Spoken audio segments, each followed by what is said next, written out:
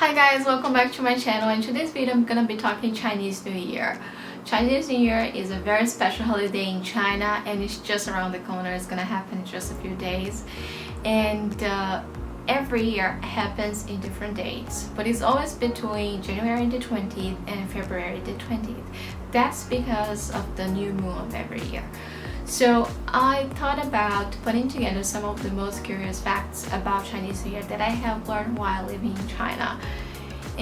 But before we jump into the video, if you're new here, welcome. My name is Kenny. I post videos every week about life in China.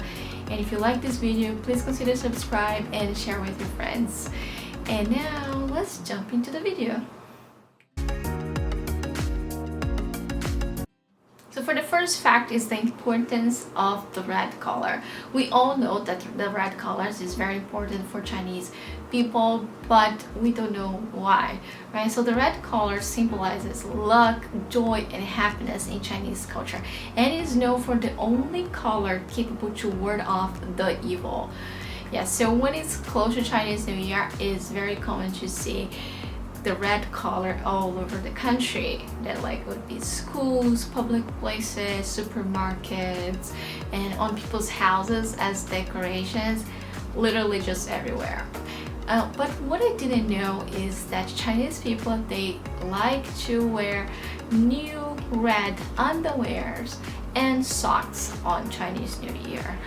I guess because the red color is so bright and they don't want to put out a piece of clothes on them, but they still want to keep the tradition alive, so they would wear underwears and socks. So that's why when we go to supermarkets, we see a lot of red underwears and socks for sale. Fact number 2 is that Chinese people, they prepare a lot of cash before Chinese New Year.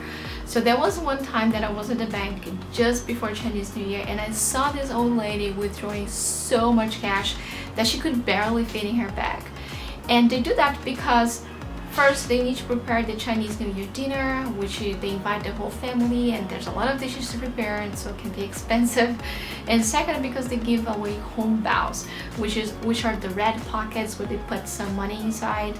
You know, they're not like us in the West. They would like not prepare gifts, they would just give cash away. Although I think nowadays they do that mostly for the little kids and the single members of the family.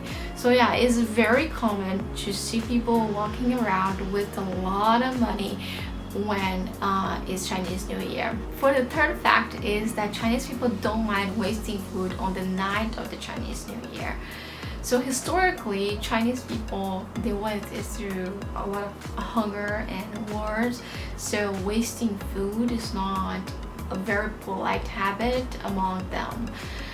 But it's just like on the Chinese New Year, it's just like if they have this one night that they would allow themselves to eat how much they want and waste a little bit. You know, so every time they cook a lot of dishes, and I would comment things like, oh, that's a lot, can we finish all that? And they would always reply me, oh, it's okay, it's Chinese New Year, so it's okay to waste it a little bit. So I don't get this feeling, you know, other days of the year. It's just like on that night they have this mentality that it's okay to waste a little bit.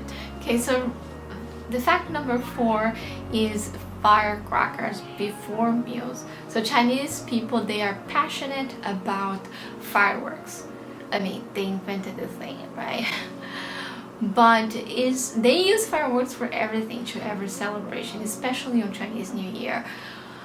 But because of the high levels of air pollution in China, fireworks have been banned in big cities. So in Nanjing, Shanghai, is probably, you're not gonna find fireworks on Chinese New Year. But if you go to the countryside, it's fireworks non-stop for several days. You wake up with fireworks. It's just that's how crazy it is. But what I learned about that is that Chinese families, they light up firecrackers before meals to tell their neighbors they are about to eat. And I thought it was very curious because I felt there's a little bit of competition when they are talking between them, saying things like, oh, the neighbor is eating earlier than us, or you know, the neighbor is eating later than us, we finished the dinner later than them, because they know that because of the firecrackers. And I don't know if that's something that happens in every Chinese village, but it's definitely happens on my husband's hometown. Okay, so number 5 is empty cities on Chinese New Year. So before coming to China, I had this idea in my mind that oh my god, China must be so beautiful on Chinese New Year. Everything must be like all light up, and a lot of celebrity faces all around, but that doesn't happen at all. So pretty much everyone that lives in the city on Chinese New Year, they go back to where they come from. It could be from the countryside, from another city, or from villages. So basically the cities become very empty. And they spend this time of the year, you know, eating homemade food with their families, playing games, or simply just watching TV, because it's very cold outside at this time of the year in China, so no one wants to stay outside. So it can be quite lonely if you are a foreigner in China at this time of the year. So it's the perfect time to plan some traveling, or also go back home and visit your family. Alright guys, so those are the 5 curious facts about Chinese New Year that I have learned while living in China.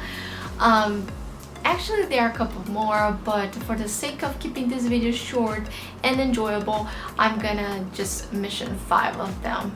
So I hope you guys enjoyed this video, and I'll see you guys next time. Bye bye!